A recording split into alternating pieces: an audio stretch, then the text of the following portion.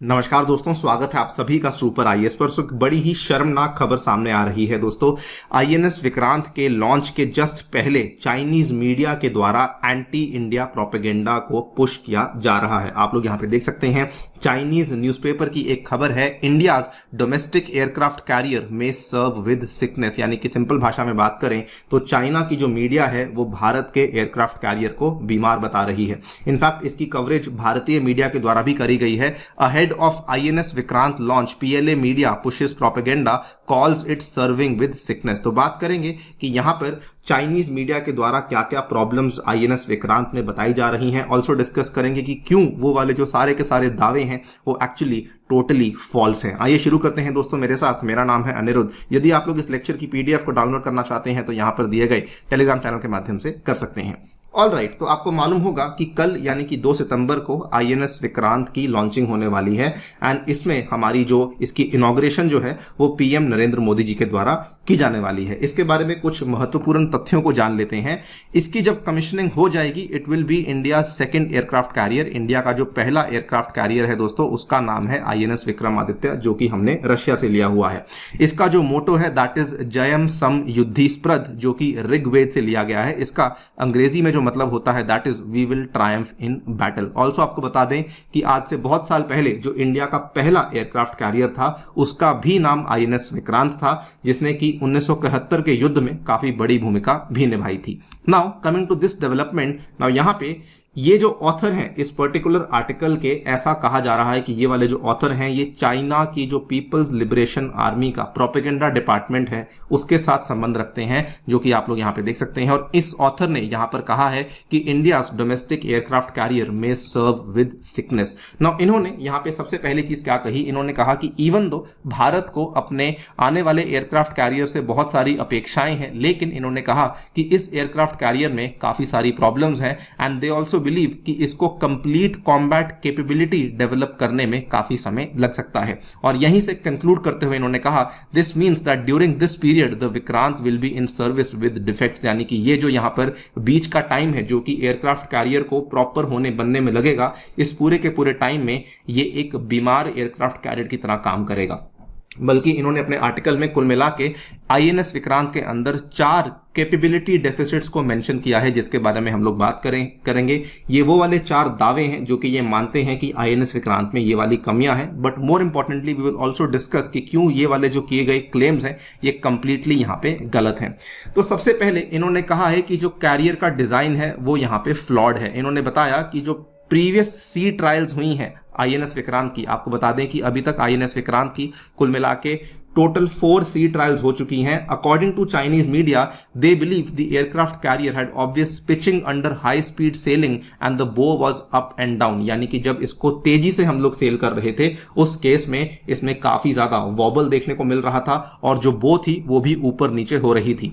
इनका यह मानना है कि this also affects the speed and stability of the aircraft and also increases the difficulty to take off and landing of the carrier based aircraft की जो इसके ऊपर आप लोग लड़ाकू विमान लाने वाले हैं उसकी जो टेक ऑफ और लैंडिंग है इसमें भी आपको काफी दिक्कत आ सकती है। इनका यह भी मानना है कि इस पूरी की पूरी जो पिचिंग के चलते जो शिप का सेंटर ऑफ ग्रेविटी है और जो यहां पर इसका डिजाइन है वो इनएडिक्वेट है, जिसकी वजह से ये सारी प्रॉब्लम हमें देखने को मिल रही हैं। नाउ ये चीज साफ इसलिए गलत है बिकॉज ऑलरेडी इंडिया की नेवी के द्वारा कई बार इस चीज को कहा जा चुका है कि हमारा जो चौथा फेज है सी ट्रायल्स का, इसके पहले भी जो हमने सी ट्रायल्स करी हैं ये कंप्लीटली सक्सेसफुल हुई हैं। इनफैक्ट इस चीज के लिए नेवी के द्वारा कई बार फोटोज को भी रिलीज किया गया है और ये कंप्लीटली पब्लिक डोमेन में पड़ा हुआ है कि हमारे द्वारा कंडक्ट की जाने वाली जितने भी यहाँ पे एक्सपेरिमेंट्स थे, जितने भी यहाँ पे ट्रायल्स थे, वो सारे के सारे सक्सेसफुली पूरे करे गए हैं।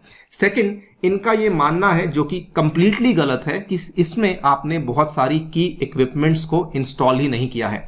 आउटराइटली इनका ये कहना है कि इस एयरक्राफ्ट कैरियर में कोई रेडार ही इंस्टॉल नहीं किया गया है and career based arresting systems को भी आपने इंस्टॉल नहीं किया है, which will greatly reduce the ships detection and the command capabilities. Now आपको मैं INS विक्रांत के जो फीचर्स हैं उससे थोड़ा रूबरू करवा दूं।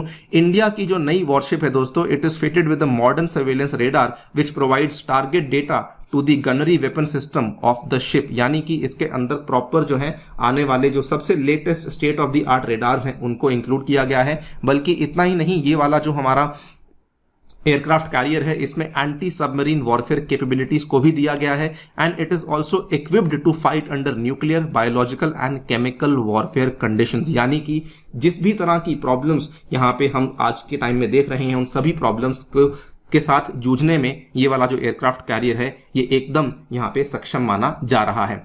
थर्ड जो प्रॉब्लम इनके द्वारा बताई गई है, they are saying the Vikrant aircraft carrier is known as India's domestic product, लेकिन इनका मानना है कि इसका जो डिजाइन स्कीम है इसको इटली के द्वारा दिया गया है, इसके पावर सिस्टम्स को यूएसए के द्वारा दिया गया है, ट्रांसमिशन सिस्टम जर्मनी और रेडार सिस्टम को इजराइल के द्वारा दिया गया है।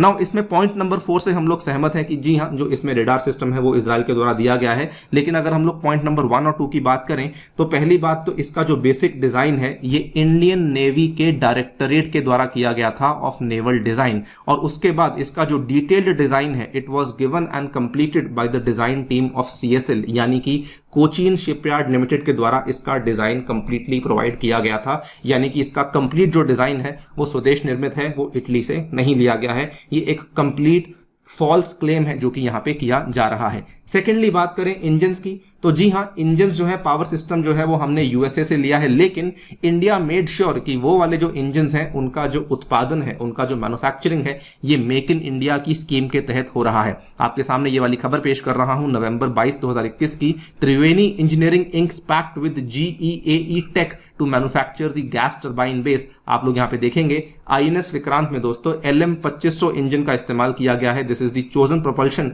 Gas turbine by the Indian navy for many of its surface combatant vessels, और यही वाला इंजन हमें आईएनएस विक्रांत के अंदर देखने को मिल रहा है। And one more thing, China जो कि हमें बोल रहा है कि हमने डिजाइन को कॉपी किया है इटली से या फिर वहां से मंगवाया है।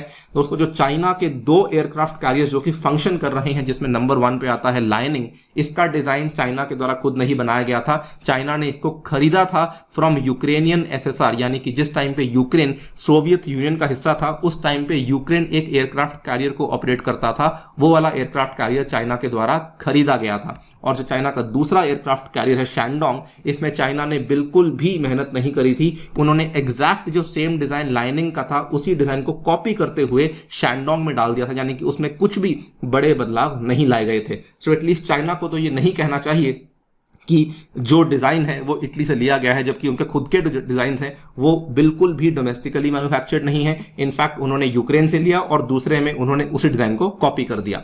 चौथा डिफेक्ट जो कि यहां पे बताया जा रहा है, जिसको कि मैं डिफेक्ट नहीं कहूंगा, जिसको मैं कहूंगा कि this is something a work in progress, उसमें हम लोग डेफिनेटली कह सकते हैं कि जी हां, ये वाला आर्टिकल सही है। बिकॉज इसमें क्या हो रहा है कि अभी चाइना का ये मानना है कि इस पर्टिकुलर एयरक्राफ्ट कैरियर के ऊपर एयरक्राफ्ट आपको देखने को नहीं मिलेंगे, जिस चीज को हम लोग बिल्कुल मानते हैं। और इस चीज को लेकर भी हम लोग इसलिए मान रहे हैं बिकॉज एक्चुअली में आईएनएस विक्रांत के ऊपर कौन से एयरक्राफ्ट को लेकर आना है, इसका जो प्रोसेस है इसमें इंडियन नेवी लगी हुई है। Indian navy will not be able to conduct real aircraft take off and landing test as early as next year. ये चीज बिल्कुल सही है, क्योंकि अभी हमारी जो इसमें प्रोसेस चल रहा है कि किस पर्टिकुलर एयरक्राफ्ट को हम लोग चूज करने वाले हैं। क्या इंडियन नेवी जो है वो अमेरिका के द्वारा ऑफर किया जाने वाला सुपर हॉर्नेट चूज करेगी या फिर फ्रांस के द्वारा ऑफर किया जाने वाला रफाल मरीन यूज करेगी, इसको लेकर अभी तक क्लैरिटी सामने नहीं आई है। So out of the 4 defects केवल एक डिफेक्ट ऐसा है जो कि डिफेक्ट भी नहीं है, जो कि एक तरीके से एक वर्क इन प्रोग्रेस है कि जी हाँ, जब ये फाइनलाइज हो जाएगा